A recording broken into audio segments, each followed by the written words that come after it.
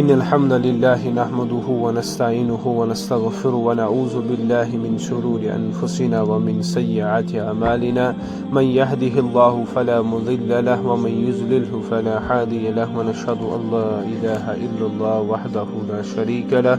ونشهد أن سيدنا وحبيبنا ونبينا محمدا عبده ورسوله درود شریف پڑھو اللهم صل على محمد وعلى آل محمد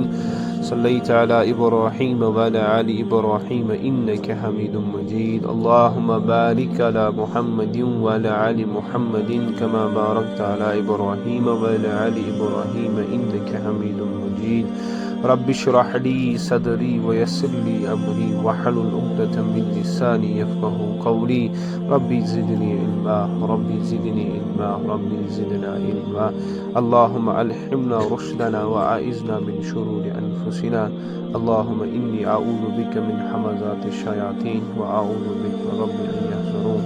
اللهم أرنا الحق حقا وارزقنا اتباعه وأرنا الباطل باطلا وارزقنا اجتنابه آمین یا رب العالمین۔ السلام علیکم ورحمۃ اللہ وبرکاتہ۔ تو اللہ کا احسان ایک دوبارہ پھر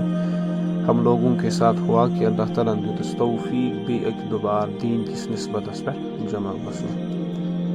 کیونکہ اللہ ہی وہ ذات ہے جو لا حول ولا قوت الا باللہ ہے، کہ ہمارے اندر تو طاقت نہیں ہے لیکن اللہ ہی ہے جو ہمیں طاقت بخشتا ہے نیکی کرنے کی، جو ہمیں طاقت بخشتا ہے گناہوں سے بچنے کی۔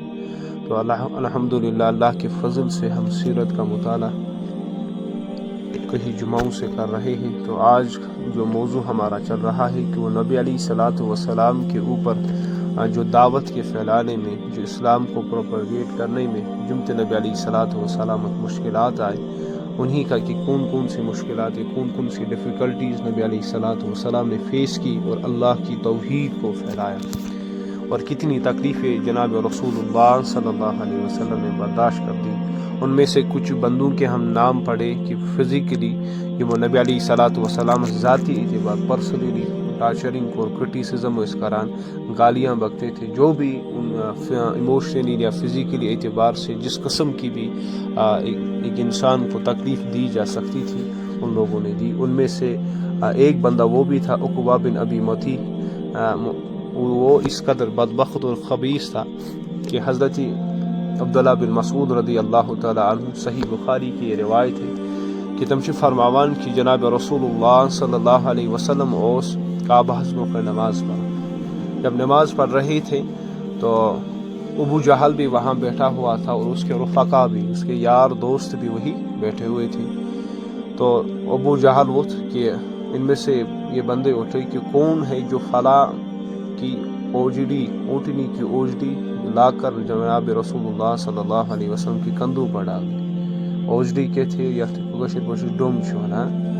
اور نبی علیہ الصلاۃ والسلام سے نشان مبارکن بتائے کہ کس نے کہا؟ ابو جہل نے کہا۔ اپنے رفقا کے اندر جو ایسے دوست بیٹھے ہیں، ایک کاؤنسل گیدرنگ میں بیٹھے ہوتے ہیں، تو روایت حدیث اس کا حضرت عبداللہ بن مسعود رضی اللہ تعالیٰ عنہ۔ تو حضرت عبداللہ بن مسعود رضی اللہ تعالیٰ عنہ شمالان کہ عموم تصوت یہ عقبہ بن ابی معیط یہ بلائی اس یہ خبیث اٹھا اور اس نے وہ لا کر وہ اوجڑی لائی اور جناب رسول اللہ صلی اللہ علیہ وسلم کے پیچھے کھڑا ہو گیا۔ جیسے ہی نبی علیہ الصلاۃ والسلام سجدہ ریز ہوئے اللہ کے سامنے،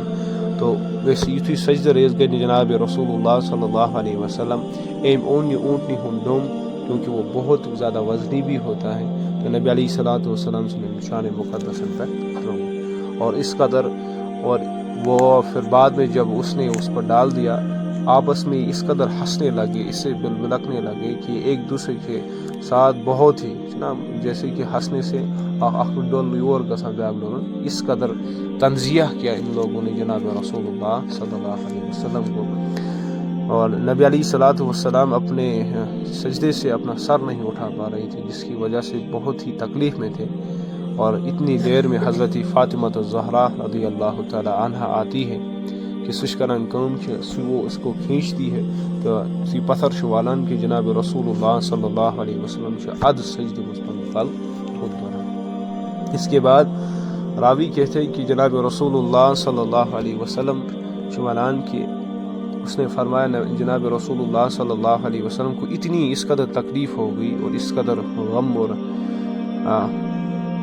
طاری ہو گیا کہ جناب رسول اللہ صلی اللہ علیہ وسلم نے 3 دفعہ کہا اللہم علیک یا قریش، اللہم علیک یا قریش، اللہم علیک یا قریش، اے اللہ قریش کو پکڑ لے، یا اللہ قریش کو پکڑ لے، ان کی گرفت فرما۔ اور راوی کہتے ہیں کہ بحثہ اسس وشان لیکن میں نے نبی علیہ الصلوۃ والسلام کی بوسن ات قدر استطاعت اندر کہ بہ ہیکا مدد کرے۔ حضرت عبداللہ بن مسعود کہتے ہیں کہ میں ہیچ نبی علیہ الصلوۃ والسلام مدد کرے، لیکن یہ بد دعا اللہ کے نبی صلی اللہ علیہ وسلم سے نکلی کن لوگوں کے لیے؟ قریش کے لیے۔ اور پھر اللہ کے نبی صلی اللہ علیہ وسلم نے نام لے کر کہا کہ یا اللہ ابو جہل کو پکڑ، یا اللہ عتبہ بن ابی کو پکڑ، یا اللہ شیبہ بن ربیعہ کو پکڑ، یا اللہ ولید بن عتبہ کو پکڑ، امیہ بن خلف کو پکڑ، عقبہ بن ابی معیط کو پکڑ، جو پیشے پیشے ہمیشہ رہتے تھے جناب رسول اللہ صلی اللہ علیہ وسلم کی کو تکلیف دینے۔ یعنی اللہ کے نبی صلی اللہ علیہ وسلم نے ان لوگوں کے لیے پھر بد دعائیں نکل گئی جب نبی علیہ الصلوۃ والسلام اور ان پر جیسے ہی اللہ کے نبی صلی اللہ علیہ وسلم ان کے دہن مبارک مزید سے بد دعا دائی ان لوگوں کے لیے تو انہیں ناگوار گزرا، یہ بڑا غصہ آ گیا۔ کس اعتبار سے؟ ان کا بھی یہ عقیدہ تھا کہ جو کعبہ کے سامنے دعائیں کی جاتی ہے وہ دعائیں رد نہیں ہوتی۔ اس اعتبار سے ان کے دل میں یہ بڑی گراں گزر گئی یہ بات، ناپسند ان لوگوں نے اس بات کو کر دیا کہ محمد، ایک تو یقین بھی تھا کہ محمد صلی اللہ علیہ وسلم کی زبان سے کبھی جھوٹ نہیں نکلتا، اور جو یہ بات کہتے ہیں وہ پتھر کی طرح لکیر ہوتی ہے، اور جو اس جگہ یہ دعا کر رہے ہیں اس جگہ بھی کبھی دعا رد نہیں ہوتی۔ تو اس اعتبار سے ان پہ یہ بات اس قدر گراں گزری۔ اور راوی کہتے ہیں کہ یم ساتھ جنگ بدر کو، کیونکہ آج اسلام کی سب سے پہلی جنگ کون تھی؟ جنگ بدر تھی، اور جنگ بدر میں یہ سب مقتول کنویں میں گرا دیے گئے، ہر ایک ان میں سے قتل کر دیا گیا جنگ بدر کے اندر، چاہے ابو جہل بھی قتل ہو گیا، عتبہ بن ربیعہ بھی قتل ہو گیا، شیبہ بن ربیعہ بھی، ولید بن عتبہ بھی، امیہ بن خلف بھی، عقبہ بن ابی معیط بھی، یہ 6 بندے بدر کے کنویں میں جو مقتولین کا یم ساتھ کفار مکہ جو انشاءاللہ آگے ڈسکشن میں آئے گا کہ بدر کیسے ہو گئی، تو یم تجوز کرولہ ان کی ساری لاشیں اسی کنویں میں پھینک دی گئی۔ اور عبداللہ بن مسعود کہتے ہیں کہ مجھے یاد ہے کہ جن کا نام اللہ کے نبی صلی اللہ علیہ وسلم نے اس دن لیا تھا، اللہ نے ان کو بدر کے کنویں میں مقتول پڑے ہوئے تھے، سارے کے سارے وہ وہی پڑے ہوئے تھے، اور اللہ نے ان لوگوں کی گرفت فرمائی۔ یعنی اس قدر جناب رسول اللہ صلی اللہ علیہ وسلم کے اوپر، حالانکہ دعوت کیا؟ قولوا لا الہ الا اللہ محمد رسول اللہ صلی اللہ علیہ وسلم۔ یعنی حضرت ابو بکر صدیق رضی اللہ تعالی عنہ لوگوں کے سامنے یہ نکلتے ہیں جب نبی علیہ الصلوۃ والسلام کو یہ تقریر، اس لوگوں آپ کو کیا ہو تو کیا شوتا ہے کیا رو کہ اخ شخص شوتا ہے ونان لا الہ الا اللہ کہو، لیکن آپ اس کے جانی دشمن بنے بیٹھے ہو، آپ اس کے ہر معاملے میں آپ لوگ اس کو تکلیف پہنچاتے ہو، ہر معاملس میں جو تمس نقصان دینس پر، ہر معاملس میں جو تمس غم دینس پر تہ کیا رو۔ تو اس پر لوگ اس قدر غصے ہو گئے کہ حضرت ابو بکر صدیق رضی اللہ تعالیٰ عنہ کو اس قدر پیٹنا شروع کر دیا، اس قدر کہ روایت میں آتا ہے کہ ابو بکر صدیق مرنے کے قریب پہنچے، مرنے سے قریب ہوتے، اور پھر کوئی بندہ آتا ہے تو حضرت ابو بکر صدیق کو ان کے بارے میں کہتا ہے کہ فلانی خاندان سے ہے اور وہ بڑا امیر خاندان ہے، ان کو چھوڑ دو، پھر وہ ابو بکر صدیق رضی اللہ تعالیٰ عنہ کو چھوڑ دیتے ہیں۔ یعنی اس قدر اسلام یوں ہی ہم لوگوں تک نہیں پہنچا، اس کے لیے قربانی رہی۔ سب سے پہلی قربانی کس ذاتی اعتبار سے جناب محمد رسول اللہ صلی اللہ علیہ وسلم نے، حالانکہ حبیب اللہ تھے، ایک ہی دعا سے وہ قریش، اگر اللہ سے وہ دعا کرتے تو قریش کا نام و نشان مٹ جاتا تھا، لیکن محمد صلی اللہ علیہ وسلم نے یہ غم برداشت کر دی، یہ تکلیفیں برداشت کر دی، تاکہ یہ امت کو، پوری امت کو یہ خطا مل جائے کہ دین کے لیے اسے غموں کو برداشت کرنا پڑے گا۔ جو بندہ دائی بنتا ہے اس کو ان حالات سے گزرنا پڑے گا، جو بندہ دین کو پھیلانے کے لیے چلتا ہے اس کو ان حالات سے گزرنا پڑتا ہے۔ یوتانی سے حالات گزر وہ اللہ کی نظر میں اس قدر وہ کامیاب، کیونکہ اللہ نے اس دنیا کو بنایا ہی امتحان کے لیے۔ اور اس اعتبار سے دوسرا جو بندہ تھا جو نبی علیہ الصلوۃ والسلام کا بھی اس بڑی اعتبار سے دشمنی میں پیش رہتا تھا، وہ امیہ بن خلف تھا۔ امیہ بن خلف سن کیا کام اس، وہ ہمیشہ جب بھی رسول اللہ صلی اللہ علیہ وسلم نکلتے تھے، یم سات کن وتہ مز پکان، یتھے تمن نبی علیہ الصلوۃ والسلام پہ نظر اس پیوان، وہ لان تان شروع کرتا، وہ بدبخت نبی علیہ الصلوۃ والسلام کو لان تان شروع کرتا تھا، گالیاں دیتا تھا، جو بھی اس کے دل میں جو بات آتی تھی بری بات، وہ جناب رسول اللہ صلی اللہ علیہ وسلم کو کہہ دیتا تھا۔ اس پر اللہ تعالیٰ نے وحی کو نازل کر دیا، کیا کہا؟ وَيْلٌ لِكُلِّ ہُمَزَةٍ لُمَزَةٍ، تباہی ہو، بربادی ہو اس بندے کے لیے جو لعن طعن کرنے والا ہو، جو غیبتیں کرنے والا ہو، جو برائیاں کرنے والا ہو، اس بندے کے لیے تباہی و بربادی ہے۔ ابن ہشام رحمہ اللہ لکھتے ہیں کہ ہمزہ وہ شخص ہوتا ہے جو اعلانیہ برائی کرتا ہے۔ ہمازہ سے تمس شخص وانا جو فرنٹ ہو کر کسی بندے کو سامنے گالیاں بکتا ہے، برائیاں کرتا ہے، اس کو نیچے گرانا، اس کی بے عزتی کرنا، اس کو ذلیل کرنا ہے، اور لمازہ لوگوں کے پیچھے پیٹھ پہ پیچھے اس کی برائی کرنا ہے۔ یہ دونوں کس کا کام تھا؟ امیہ بن خلف کس کے اعتبار سے کر رہا تھا؟ جناب رسول اللہ صلی اللہ علیہ وسلم۔ اگر ہمیں نبی علیہ الصلوۃ والسلام اس اعتبار، ایک تو کاؤنٹر فیس ٹو فیس یہ ان حالات کو گزرنا پڑ رہا تھا، اور پیچھے بھی نبی علیہ الصلوۃ والسلام کے اعتبار سے یہ بدبخت اس قدر گالیاں بکتا تھا، اس قدر اس ناصز الفاظ کڑان جناب رسول اللہ صلی اللہ علیہ وسلم سے ذات اقدس سمجھ۔ اب ہم حالات میں جب ہم سے اس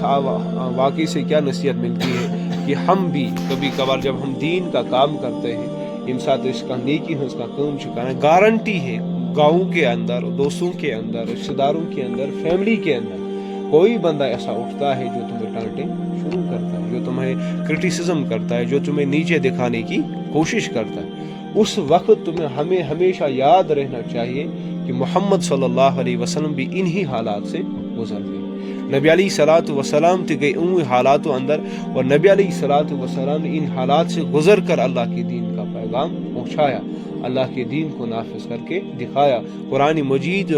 کو لوگوں کے سامنے اس کو قائم کر کے دکھایا کہ قرآن مجید ہم سے کیا مطالبہ کر رہا ہے اور کس اعتبار سے مطالبہ کر رہا ہے، وہ لوگوں کے سامنے رکھ دیا، دین کو قائم کر کے دکھا دیا۔ تو اس سے ہمیں یہ نصیحت ملتی ہے کہ جناب رسول اللہ صلی اللہ علیہ وسلم اگر ان حالات سے گزر سکتے ہیں، اگر ان مشکلات سے گزر سکتے ہیں، اگر ان غموں کو برداشت کر سکتے ہیں، تو ہمیں بھی ان حالات سے اگر عیسیٰ ان نے کی، کیونکہ نبی علیہ الصلوۃ والسلام کی ایک روایت ملتی ہے کہ جو بندہ غم سے گزر رہا ہو اور اس کی تمس گسی محسوس کہ می غم ہسا چھ واریاہ زیادہ، اسے کہنا کہ محمد صلی اللہ علیہ وسلم کے غم یاد کر، وہ اپنے غم بھول جائے، کیونکہ نبی علیہ آپ لوگ دیکھو کہ ایک اس انسان جو محسن انسانیت ہو، جو رحمت للعالمین ہو، اس قدر انسان اس تمش تکلیفات دن، جس ہستی نے کسی بھی انسان کو 63 ایئرس آف لائف محمد صلی اللہ علیہ وسلم نے اس دنیائی زندگی میں گزارے، 63 ایئرس مز ایک لمحاتس مز ایک سیکنڈس کسی بندے کو نہ زبان سے تکلیف دی، نہ ہاتھوں سے تکلیف دی، نہ کسی اور چیز کی وجہ سے تکلیف دی، کاش چاہے مشرک ہو چاہے کوئی بھی ہو، کسی کو تکلیف نہیں دی، لیکن سب سے زیادہ کائنات میں جس بندے کو تکلیف دی گئی وہ محمد رسول اللہ صلی اللہ علیہ وسلم۔ یعنی اس سے یہ ہمیں مطالبہ یہ سچ یہ تھی کلیریفائی گسان جو انشاءاللہ آگے آئے گا کہ ابو جہل کے واقعے کے اندر میں وہی انشاءاللہ اس بات کو ڈسکشن کر لوں گا۔ لیکن اب یہاں دیکھو کہ ہما وقت نیم ساتھ اس دینش کام چھنا کرا، ہم سے سب سے پہلے میں نے بہت سارے جوانوں کو سنا بھی خود اپنے کانوں سے، جیسے ہی وہ دین کا کام شروع کرتے یا نمازیں شروع کرتے یا قرآن کا پڑھنا شروع کرتے یا کہاں کام چھانا تم سے فلانی بندن ہسا کرنا میں سشمنا میں اتکن سشمنا اتکن، یہ تو بے وقوفی سے بات ہوگی، وہ کرنا بھی اعمال کی، کیونکہ لوگ میرے متعلق باتیں کرتے رہتے ہیں، لوگ خساش میں فلانی رشتہ دار تھے اتکن وانا کچھ اتکن وانا ٹانٹنگ کرتے، کرٹیسزم کرتے، تو وہ بندہ پیئر پریشر میں آ جاتا ہے، پیئر پریشر میں جستی آ سوسائٹی ہند طرف تو وہ بندہ کولیپس ہو جاتا ہے، وہ اپنے اعمال کرنا چھوڑ دیتا ہے، وہ اپنی نیکی کی دعوت دینا چھوڑ دیتا ہے، انسان سے نیکی ہند دعوت چھوڑ دے، یہ اس کی جیت ہے کہ ہاں یہ اس کی ہار ہے۔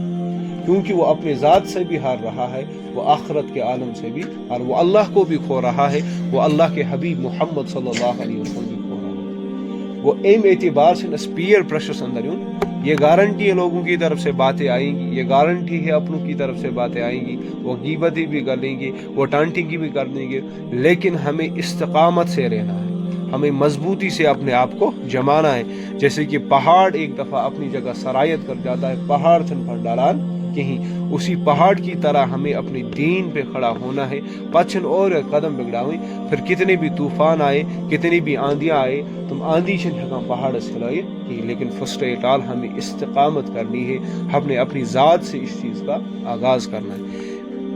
گو یم تکلیفات کمس آئی جناب رسول اللہ صلی اللہ علیہ وسلم۔ اس کے بعد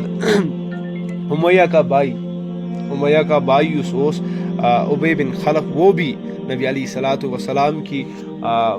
ہمیشہ دشمنی میں آگے پیش رہتا تھا۔ اس کا دوست تھا عقبہ بن مطیع،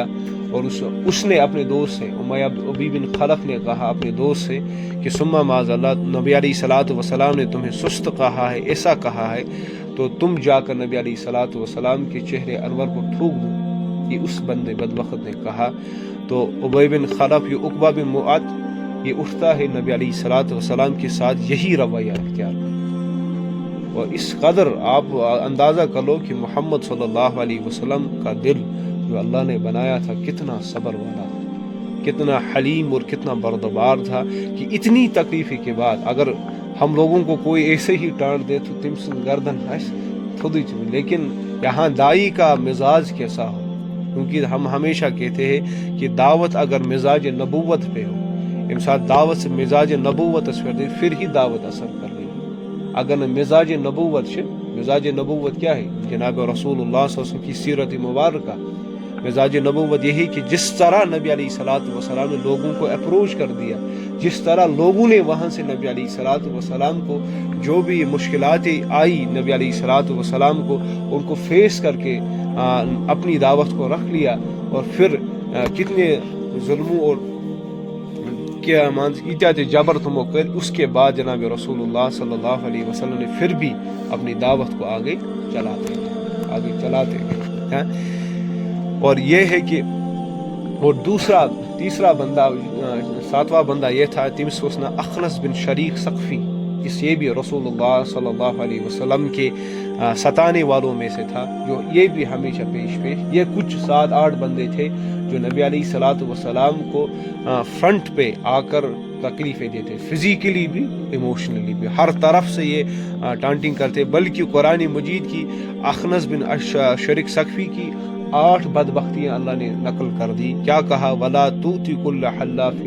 مَّحِينٍ حَمَّاذٍ مَّشَاءٍ بِنَمِيمٍ مَّنَّاعٍ لِّلْخَيْرِ مُعْتَدٍ عَصِيمٍ عُتُلٍ بَعْدَ ذَلِكَ ظَنِيمٍ۔ تم بات نہ مانو کسی قسم کھانے والے کی۔ یا رسول صلی اللہ علیہ وسلم کہا تھا منجن جو ذلیل کی جو لانتان کرتا ہو، سو نفر اس لانتان کران چگلیاں کھاتا ہو، بلائی کاموں سے، اچھے کاموں سے، خیر کے کاموں سے روکتا ہو، ظلم کرنے والا ہو، بد عمل ہو، جفکار ہو، اور اس کے بعد بد اصل بھی ہو۔ یہ 9 خصلتی اللہ نے اس بدبخت کی بیان کر دی کہ یم اعتبار خصلت سے امس یہ کام کرنے والا ہو، تو ان کاموں سے اپنے آپ کو بھی ہمیں بچانا ہے۔ اگر ہم لوگ کبھی کبھار، یہ بھی ہوتا ہے مسلمانوں میں آج، یہ اکثر نوجوانوں کے اندر بھی، بزرگوں کے اندر بھی، مستورات کے طبقے کے اندر بھی، جو بندہ اب دین کی محنت کر رہا ہے، اس نفر دین اس محنت سے، لیکن اس کے لیے رکاوٹ نہ بنو، تم سے خطر میں بنی رکاوٹ، کس اعتبار سے رکاوٹ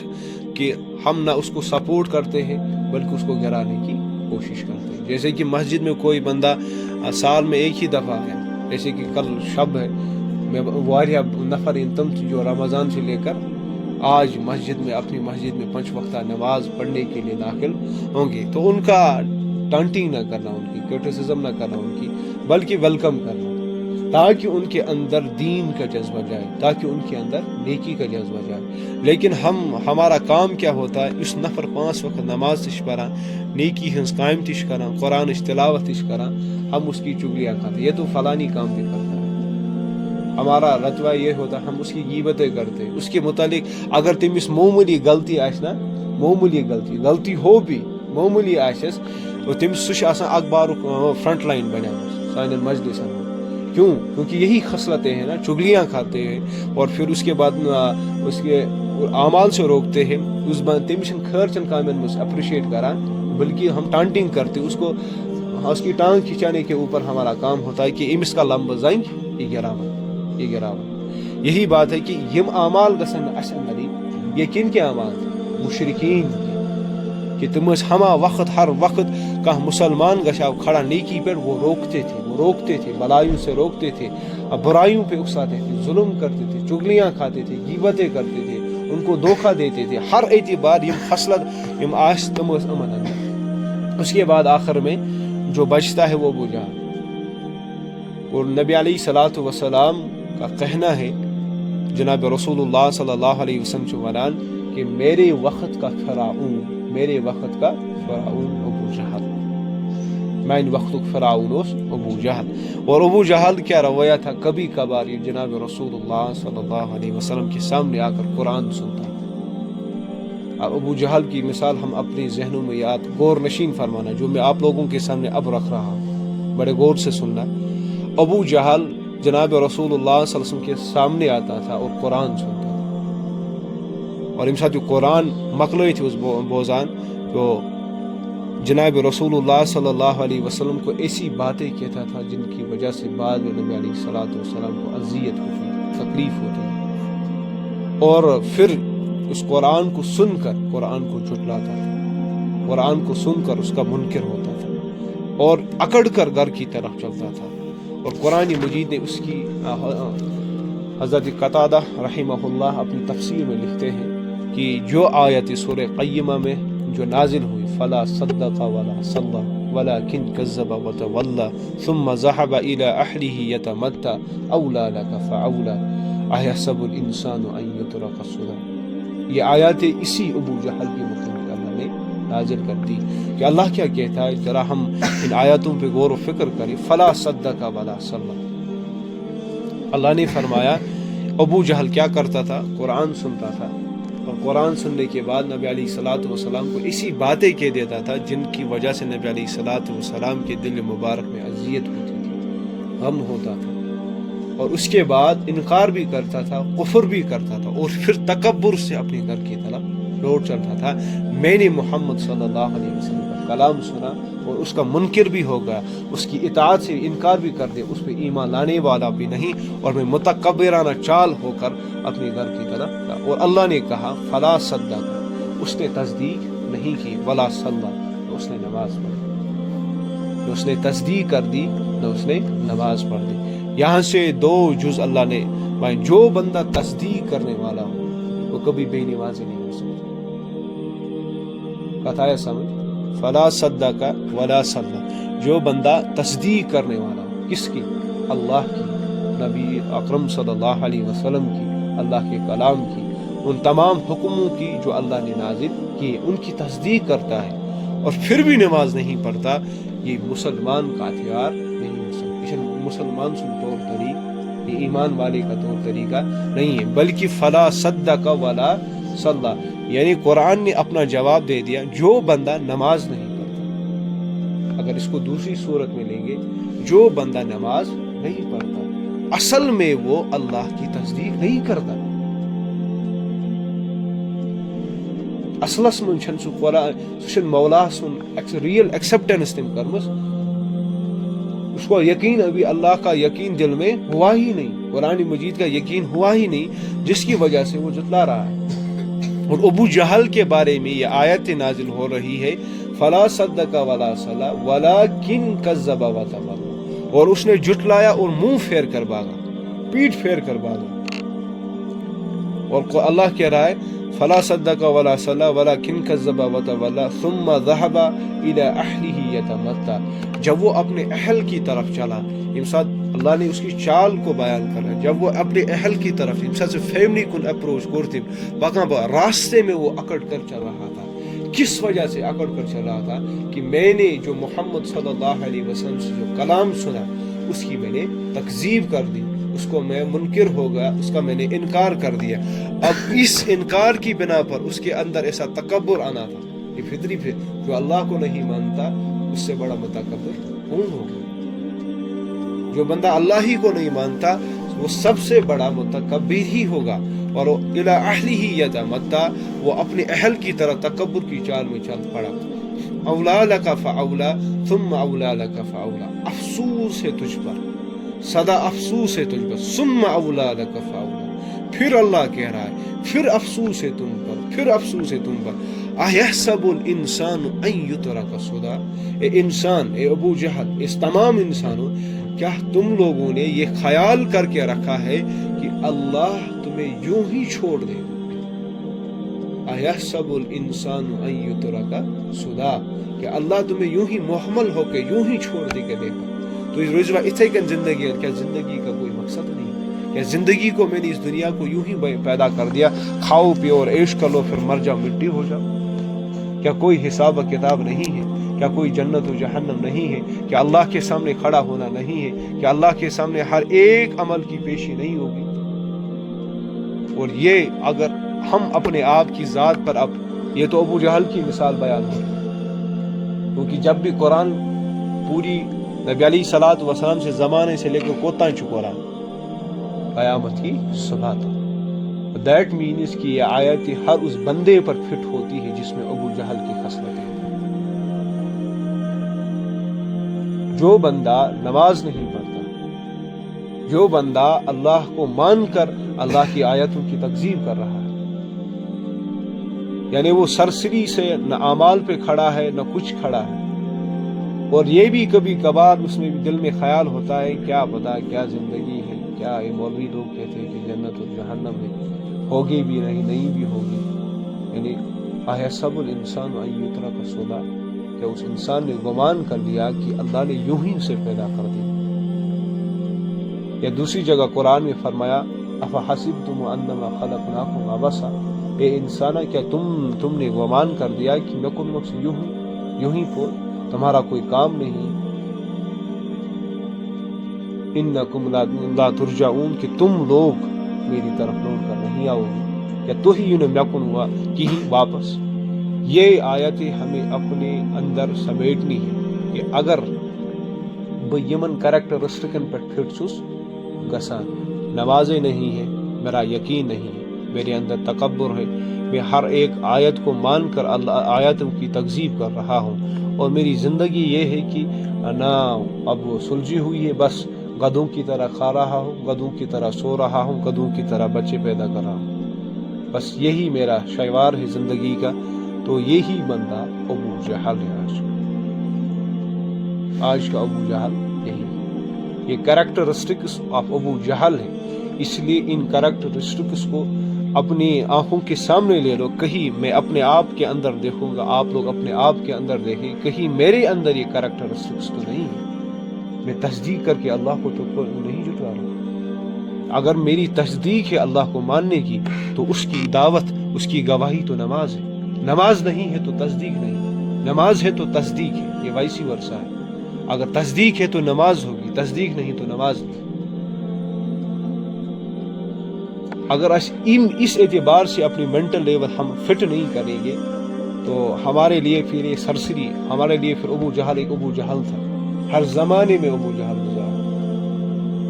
ہر زمانے میں فرعون گزرا۔ قرآن میں کوئی بھی واقعہ اللہ یوں ہی بیان نہیں کر رہا۔ سب سے زیادہ جس متکبر کی اللہ نے بار بار مثالیں ہم لوگوں کے سامنے دے دی وہ فرعون تھا۔ فرعون کا ذکر قرآن مجید میں قریباً 4 یا 5 دفعہ اللہ نے کہا کہ فرعون کس قدر بدبخت تھا۔ کیوں کہا اللہ نے؟ کہ یوں ہی سرسری کہ فرعون وہ شخص جو موسیٰ کے خلاف اٹھا تھا، ایک بادشاہ تھا، نہیں، بلکہ اللہ ہم سے یہ مطالبہ کرا تمہارے زمانے کا فرعون تم ڈھونڈو، کہیں تمہارے اندر فرعون تو چھپا ہوا نہیں ہے، چاہے سے ڈاکٹر چھک، چاہے سے انجینئر چھک، چاہے سے مزدور چھک، چاہے سے ملازم چھک، چاہے سے دکاندار چھک، کیا فرعون کی خصلت تمہارے اندر تو نہیں؟ تو کہیں ظالم تو نہیں؟ تو کسی کا حق تو نہیں چھین رہا؟ تو بھی تو وقت کا فرعون ہے۔ اس اعتبار سے قرآن مجید کی جو بھی مثالیں ہمیں اللہ بیان کرا ہے یہ یوں ہی سرسری شن کہ ہم نے ایک واقعہ سنا فرعون اور موسیٰ علیہ السلام کے بارے میں، بلکہ اللہ ہم لوگوں سے مطالبہ کر رہا ہے پنس دلس اندر ترا نظر کہ ژے اندر ما چھ فرعونی، ژے اندر ما چھ ابو بن جہل، ژے اندر ما چھ ولید بن مغیرہ جیسی خصلتیں پید گمت جس کن ام گئی برباد، آپ بھی ان قریب برباد ہوئے گے۔ اس لیے اللہ ہمیں ہدایت نصیب فرمائے، اللہ ہمیں ان آیاتوں کی صحیح ہدایت نصیب فرمائے، ان کو سمجھنے کی توفیق نصیب فرمائے۔ تو یہ باتیں ہیں کہ جو ہمیں سمجھنے کی کوشش کرنی ہے۔ سیرت کا آغاز یہی ہے، سیرت کا آغاز صرف ابو جہل کا نام نہیں ہے۔ بدقسمتی سے میں ڈنکے کی چوٹ پر کہہ رہا ہوں یہ بات، اللہ کی قسم میجارٹی آف دا پیپل مسلم جب بھی وہ اس طرح کی گفتگو سنتے وہ کہتے ہیں کہ ان کا تصور صرف 1400 سال پہلے چلا جاتا ہے۔ وہ کہتا ہے ہاں ایک ابو جہل تو تھا، ولید بن مغیرہ تھا، ابی بن خلف تو ایک بندہ تھا، لیکن وہ کبھی بھی ان کا کریکٹرسٹکس، ان کی کوالٹیز کو جو بدبختانہ کوالٹیز ہیں ان کو اپنی ذات پر فٹ نہیں کرتا، ان کوالٹیز کو اپنے سامنے ایک آئینہ بنا کے پیش کر لے، کہیں یہ میرا آئینہ تو نہیں ہے، کہیں میں ہی ابو جہل وقت کا ابو جہل تو نہیں بن پا رہا، کہ کہیں وہی بنا اس نے ولید بن وغیرہ۔ یہی بات ہے نا آج کے زمانے کا جس کو ہم فادر آف فزکس کہتے، کیا نام ہے اس کا؟ Albert Einstein. اس نے کیا کہا کہ میں خدا کو مان رہا ہوں لیکن خدا نے ہمیں دنیا میں یوں ہی چھوڑ دیا۔ افحسبتم انما خلقناکم عبثا، اللہ اس سے بھی پوچھ رہا ہے کہ تو شکا مانا میں نے تو تمہیں یوں ہی چھوڑ دیا۔ احسب الانسان ان یترک سدی، کیا انسان نے یہ گمان کر لیا کہ میں نے، اللہ کو معلوم تھا کہ ایسے بدبخت پیدا ہوں گے، یم حسا ونن کہ اللہ نے پیدا کر دیا بس یوں ہی دنیا میں چھوڑ دیا، اب کھاؤ پیو پیسے کماؤ بچے پیدا کرو اور کھیل ختم، اس کے بعد ہونے والا نہیں۔ اس کا بھی تو کنسپٹ یہی تھا۔ اس لیے ہر زمانے میں ایسے لوگ پیدا ہوتے ہیں اور پنس پانس اندر سے امن پانن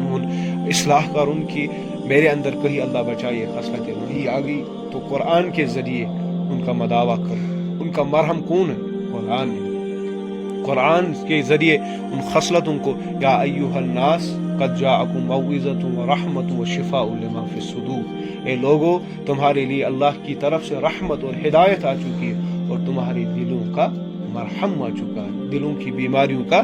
دلوں کی بیماری کیا ہے؟ تکبر دل کی بیماری ہے، حسد دل کی بیماری ہے، حب دنیا دل کی بیماری ہے، جلسی دل کی بیماری ہے، غصہ آنا دل کی بیماری ہے،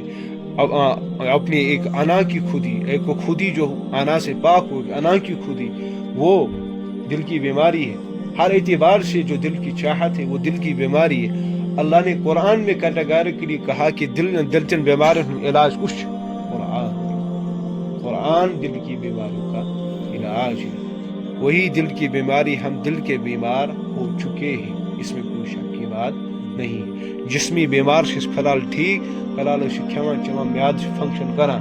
آنکھیں دیکھ رہی ہے، کان سن رہی ہے، ناک سونگ رہی ہے، منہ کھا رہا ہے، پیٹ ہضم کر رہا ہے، سب کچھ ٹھیک ہے، کڈنیاں فنکشن کر رہی ہے، لیکن اگر اس دلس اندر نظر تراؤ حقیقت میں ہمارا دل بیمار ہو چکا ہے۔ اور بیمار کیا شس کرا پا علاج ڈاکٹر کنس آس دود تو ڈاکٹرس نش گسو، اچھی آس دود ڈاکٹرس نش گسو، لیکن جب دل کی بیماری ہو تو کس کی طرف رجوع کرنا؟ قرآن کی طرف رجوع کرنا۔ رب العالمین کو مانگنا ہے کہ اللہ مجھے وہ دل عطا کر جس میں قرآن کی معرفت داخل ہو جائے، مجھے وہ دل عطا کر جو قرآن کے نور کو جمع کرنے والا۔ ٹھیک ہے، انشاءاللہ کوشش کریں گے اس قرآن کے ذریعے سے نصیحت ملنے کی، اور ایک دو واقعہ آپ لوگوں کے سامنے رکھ دیں، انشاءاللہ اس کے بعد اختتام کر دیں گے۔ تو بات کیونکہ طویل چلے گی اس لحاظ سے، تو نبی علیہ الصلوۃ والسلام ایک دفعہ یہی ابو جہل آتا ہے۔ اب یہ دیکھو کہ نبی علیہ الصلوۃ والسلام اس نماز پڑھا تو مقام ابراہیم کے پاس نماز پڑھ رہے تھے تو اس کا گزر ہوا، تو ابو جہل بڑے اونچی آواز میں بول رہا تھا کہ اے محمد صلی اللہ علیہ وسلم، کیا میں نے تم کو یہ نہیں کہا کہ تم ایسا نہ کیا کرو سماسی کرا؟ تو محمد صلی اللہ علیہ وسلم، ہمارے حبیب صلی اللہ علیہ وسلم نے بھی بڑی زور سے اس کو یہاں سے ڈانٹ دیا، اور نبی علیہ الصلوۃ والسلام، ایک روایت میں یہ ملتا ہے کہ نبی علیہ الصلوۃ والسلام نے اس کے یہاں گریبان کو پکڑ لیا اور جھنجھوڑ دیا، اس لحاظ سے کہ نصیحت پالے. اولا لک فاولا ثم اولا. ان آیاتوں کو پڑھ کر اے ابو جہل افسوس ہو تیرے لیے تو کیا کر رہا ہے, افسوس ہے تیرے لیے تو کیا کر رہا ہے. یعنی اس اعتبار سے. اور اس بدبخت نے کہا اے اللہ کے اے محمد صلی اللہ علیہ وسلم, تو اور تیرا اللہ, آپ اور تیرا اللہ میرا کچھ بگاڑ نہیں سکتے. میں ان مکہ کی وادیوں میں سب سے بڑا معزز انسان ہوں جو ان وادیوں سے گزرتا ہے. اس قدر متکبر. اور اس نے کہا کہ میری محفل مکہ میں محفلوں میں سب سے اعلیٰ ہے. فلیدعو, اللہ نے قرآن میں کیا کہا, فلیدعو نادیہ, ذرا اپنی مجلس کو بلا. سنادوز زبانی, میں بھی اپنے جہنم کے فرشتوں کو بلاؤں. پھر دیکھتے ہیں کلا لا تطیعہ واسجد واقترب, کیا ہوگا معاملہ. اب اللہ اس کنٹیکسٹ کو اس لحاظ سے بیان کرا کہ ہمارے سامنے ایک ڈسپلے چلے کہ کس اعتبار سے ہم اس چیز کو دیکھیں. تو اللہ تعالیٰ دین موضوع خدا عمل کرو توفیق. سبحانک اللہم و بحمدک ونشہد ان لا الہ الا انت استغفرک واتوب الیک. سبحان ربک رب العزة عما یصفون وسلام علی المرسلین والحمد للہ رب العالمین.